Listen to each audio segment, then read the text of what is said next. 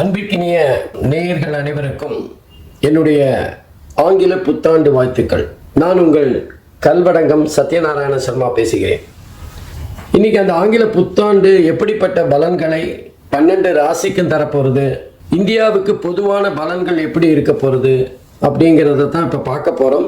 அதாவது 1/1/2024 அன்று பஞ்சமி திதி திங்கட்கிழமை கன்னியா லக்னத்தில் சிம்ம ராசியில் மகம் நட்சத்திரத்தில் இந்த ஆங்கில புத்தாண்டு இனிதே பிறக்க போகின்றது. மகம் நட்சத்திரம்னாலே ஜகத்தை ஆழ்வாங்க அப்படின்னு ஒரு முதுமொழி இருக்கு. ரொம்ப விசேஷமான நட்சத்திரம். அந்த நட்சத்திரத்தில் இந்த ஆங்கில புத்தாண்டு பிறக்கிறதுனால 2024 அப்படிங்கிற இந்த ஆண்டு நம்முடைய இந்தியாவை ஆளுகின்ற ஒரு ஆண்டாக இருக்கும். நம்ம இஷ்டப்படி நம்ம அந்த ஆண்டை கையில் எடுத்து நமக்கான வழிமுறைகளை எடுத்து செல்ற மாதிரி எல்லாம் இருக்காது. முழுஷா இந்த ஆண்டு இந்த ஆண்டு எப்படி போறது அப்படிங்கிறது இந்த ஆண்டோட கையில தான் இருக்கு. குறிப்பா சொல்லணும்னா இது ஒரு மாற்றத்திற்கான ஆண்டு.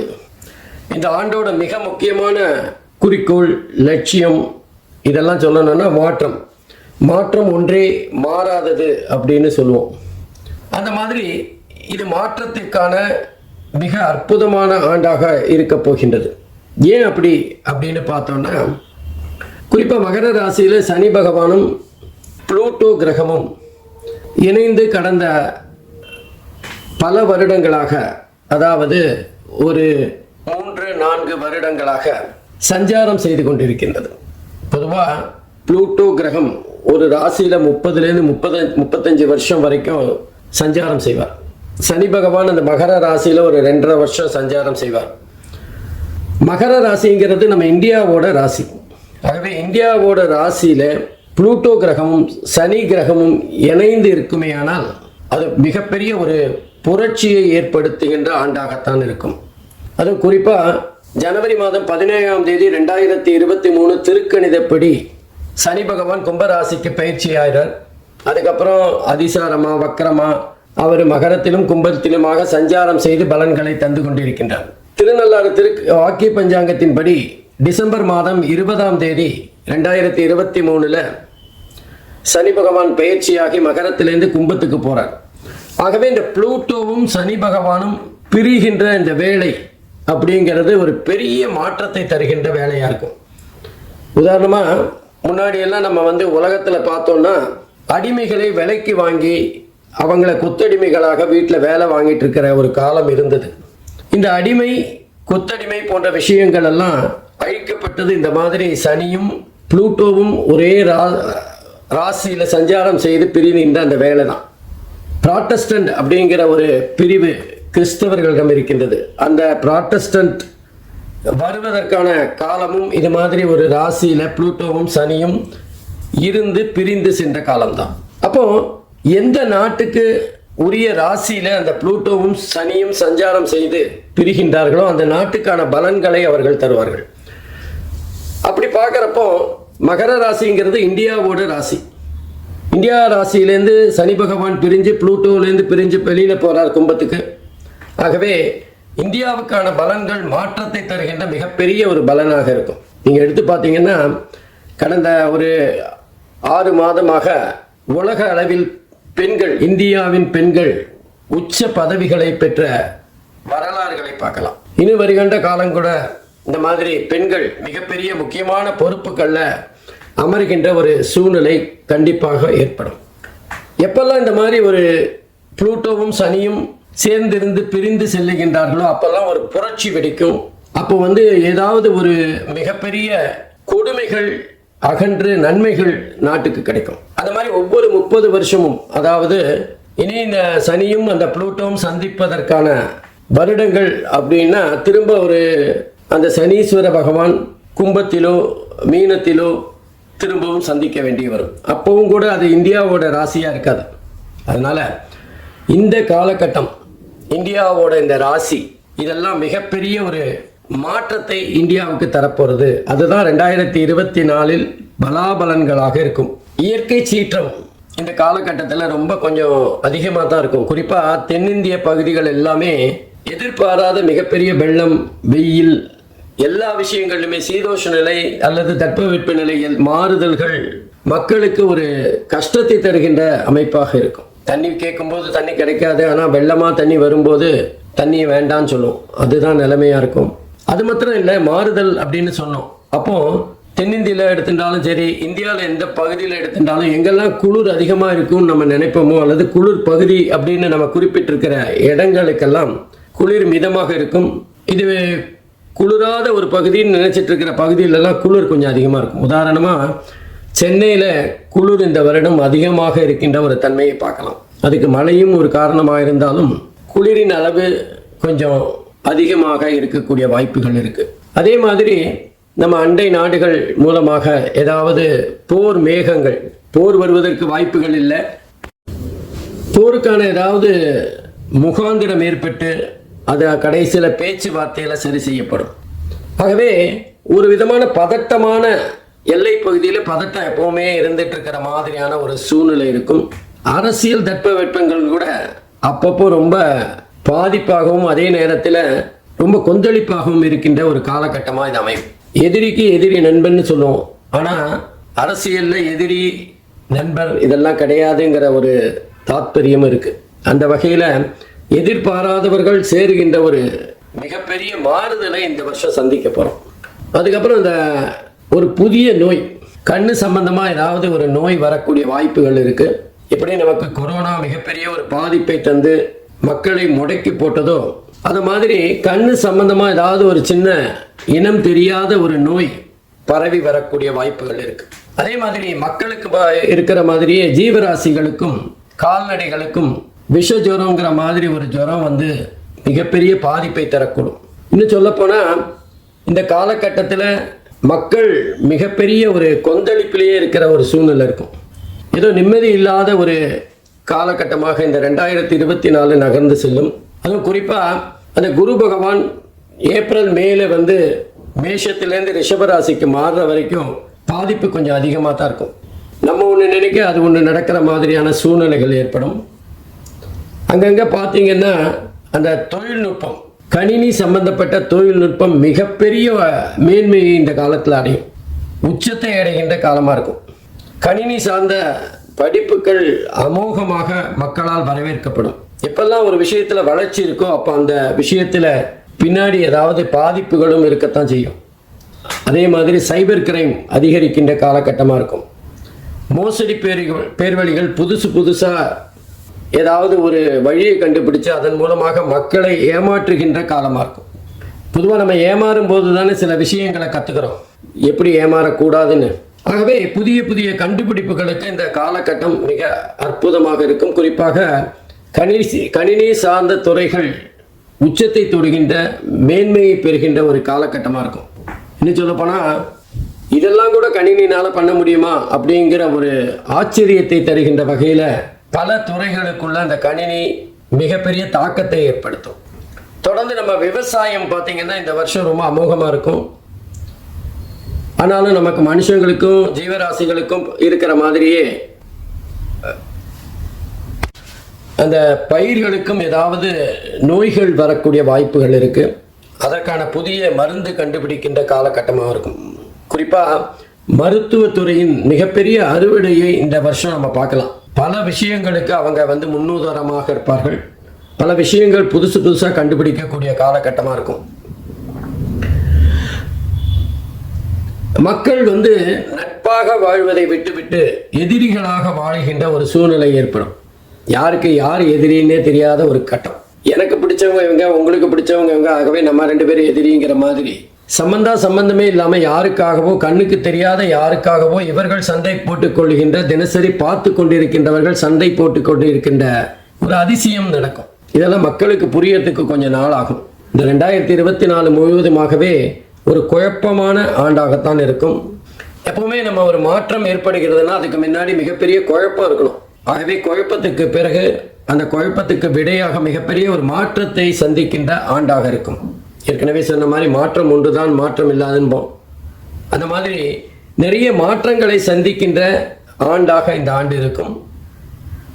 எது எப்படியானாலும் மக்கள் மிகப்பெரிய பாதிப்பை பெற்றாலும் முடிவில் சுபம், சினிமாவில் சுபம்னு போட்டு நல்ல சந்தோஷமான சூழ்நிலையை ஏற்படுத்துகிற மாதிரி இந்த 2024 இறுதி சில மாதங்களில் ரொம்ப ரொம்ப ரிலாக்ஸ்டாக மக்கள் சந்தோஷமாக இருக்கின்ற ஒரு காலகட்டமாக இருக்கும். ஆகவே இந்த 2024 மக்கள் எல்லாம் பெற்று எல்லா வகையிலும் முன்னேற்றங்களை அடைவதற்கு இறைவனை பிரார்த்திக்கின்றேன். ஒவ்வொரு ராசிக்கும் எப்படிப்பட்ட பலன்களை தரப்போறதுங்கிறத பார்க்கலாம். சிம்ம ராசி என்பர்களே, உங்கள் அனைவருக்கும் என்னுடைய புத்தாண்டு வாழ்த்துக்கள். இந்த சிம்ம ராசியில் புத்தாண்டு பலன்கள் எப்படி இருக்கும், சிம்ம ராசி என்பர்கள் எப்படிப்பட்ட கிரக அமைப்புகளை பெற்றிருக்காங்க அப்படிங்கிறத பார்க்கலாம். சிம்ம ராசிக்கு 2வது வீடு என்று சொல்லப்படுகின்ற தனஸ்தானம், குடும்பஸ்தானம், வாக்குஸ்தானத்தில் கேது பகவான், 7வது வீடு என்று சொல்லப்படுகின்ற கலத்தரஸ்தானத்தில் சனி பகவான், 8வது வீடு என்று சொல்லப்படுகின்ற அஷ்டமஸ்தானத்தில் ராகு பகவானும், குரு பகவான் 9வது இடத்திலும் அமர்ந்து பலன்களை தர இருக்கிறார். பொதுவாக சிம்ம ராசியை பொறுத்தவரை அதோட அதிபதி சூரியன். பொதுவாக அவங்க சிம்ம ராசிக்காரர்கள் எப்போதுமே மற்றவர்களுடைய ஆலோசனையை விட சுயமாக சிந்தித்து செயல்பட வேண்டும் என்று நினைப்பவர்கள். வெற்றியோ தோல்வியோ ஒரு முடிவு எடுத்துட்டாங்கன்னா அதை பற்றி கவலைப்பட மாட்டாங்க. இதை பார்த்துடலாம் ஒரு கை அப்படிங்கிற மாதிரி இறங்கிடுவாங்க. முன் வச்ச கால பின் வைக்கிறதுங்கிறது சிம்மராசி என்பர்களுக்கு அவ்வளவா இருக்காது. குறிப்பாக இந்த புத்தாண்டானது சிம்மராசியில் மகா நட்சத்திரத்தை தான் பிறக்கிறது.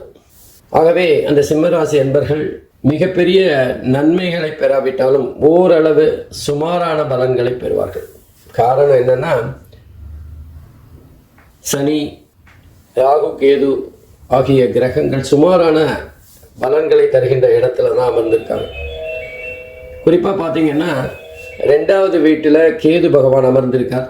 கேதுவை பொறுத்தவரை தனஸ்தானத்தில் போய் உட்கார்ந்துருக்கார். தனஸ்தானம், குடும்பஸ்தானம், வாக்குஸ்தானம். கேது எந்த ஒரு வீட்டில் உட்கார்ந்தாலும் அந்த வீட்டுக்குரிய காரகத்தை கொஞ்சம் பலவீனப்படுத்திடுவார்.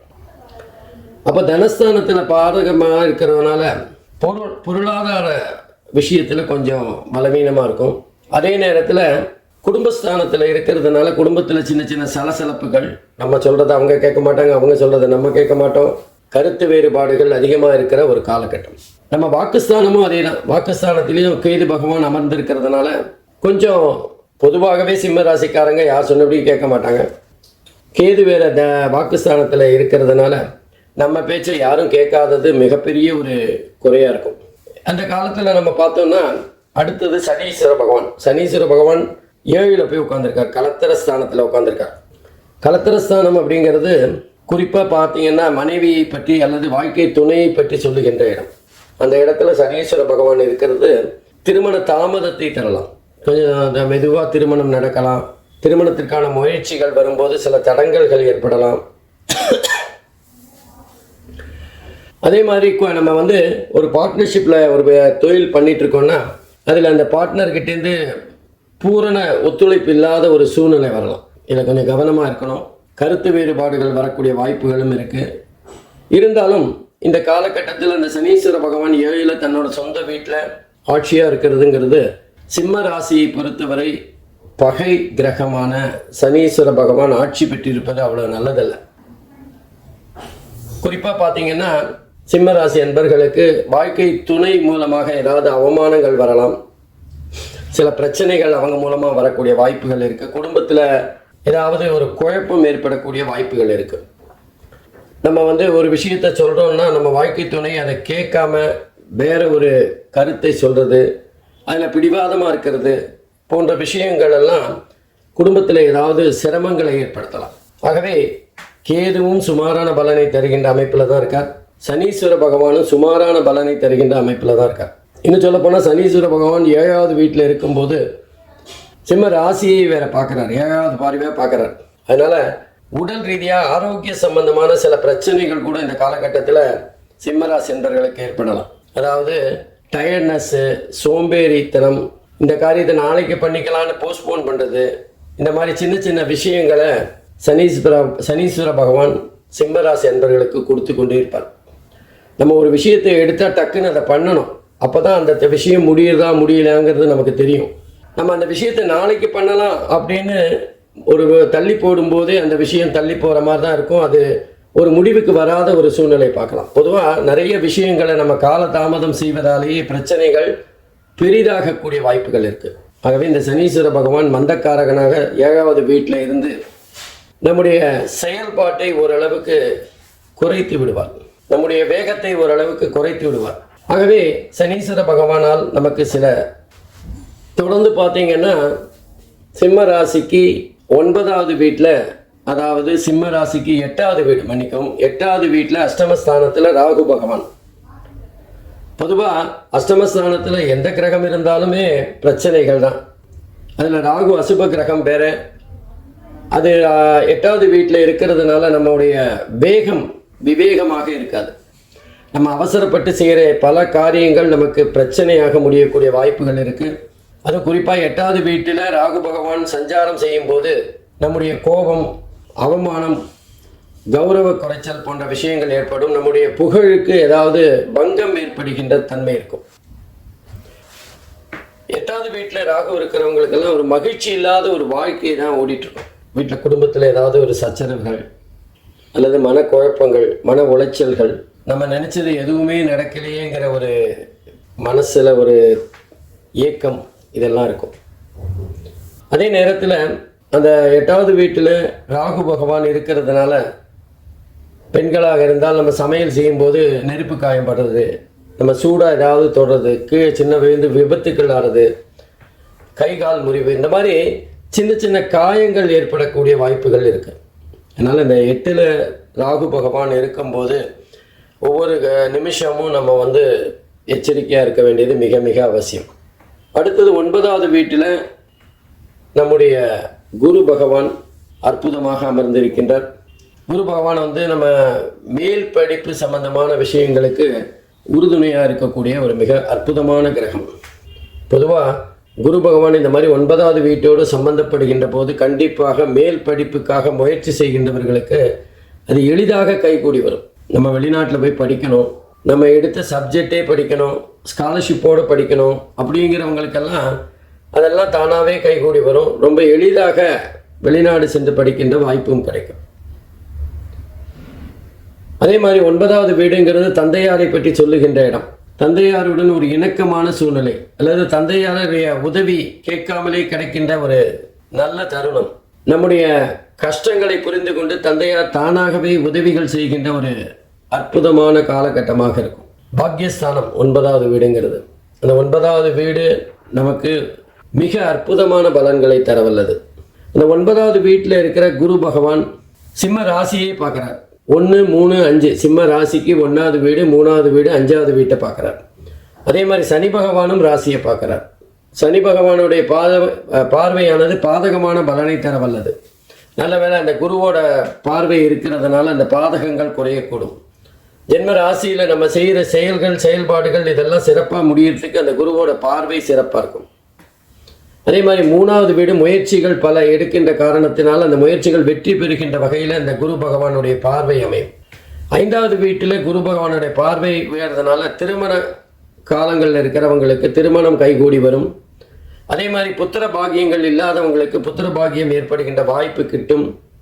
நல்ல அற்புதமான படிப்பு அமைகின்ற வகையில் மாணவர்களுக்கு சிறப்பான காலகட்டமாக இருக்கும். ஆகவே குரு பகவான் மட்டுமல்லாது, அது 9வது வீட்டில் இருக்கிறது மாத்திரமல்லாது, சிம்மராசிக்கு 1, 3, 5 ஆகிய அற்புதமான 3 இடங்களை பார்ப்பது கூட அற்புதமான பலன்களை சிம்மராசிக்காரங்களுக்கு கிடைக்கும். அதே மாதிரி சனி பகவானோட பார்வையானது 9வது வீட்டை பார்க்குறார். அதே மாதிரி ஜென்ம ராசியை பார்க்குறார். 10வது வீடு என்று சொல்லப்படுகின்ற சுகஸ்தானத்தை 4வது வீட்டு சிம்ம ராசியிலேருந்து 4வது வீட்டை பார்க்குறார். அதனால் கொஞ்சம் நம்ம அளவுக்கு அதிகமாக உழைக்க வேண்டியிருக்கும். நம்ம ஏராளமான வேலைகளை செய்ய வேண்டியிருக்கும். ஒரு வேலை முடிஞ்சோன்னா அடுத்த வேலை ரெடியாக இருக்கிற மாதிரியான ஒரு சூழ்நிலை. இதெல்லாம் தான் சிம்ம ராசிக்காரர்களுக்கு இந்த காலகட்டத்தில் ஏற்பட போகின்ற சில அசௌகரியங்கள். இருந்தாலும் குரு பகவான் அற்புதமான பார்வையாலும் குரு பகவானுடைய இருப்பலாலும் நல்ல பலன்களை சிம்ம ராசி அன்பர்கள் குருவினால் பெறுவார். மற்ற 3 கிரகமும் சுமாராக தான் இருக்காங்க. ஆகவே அந்த 3 கிரகங்களுக்குமான தெய்வங்களை வழிபட்டு வருவது மிக சிறப்பான பலனை பெறலாம் அல்லது ஏற்படுகின்ற பாதகமான பலன்களை குறைத்து கொள்ளலாம். ஆகவே சிம்ம ராசியை பொறுத்தவரை இந்த புத்தாண்டானது சுமாரான பலன்களை பெறுகின்ற அமைப்பில் தான் இருக்குது. நன்றி, வணக்கம்.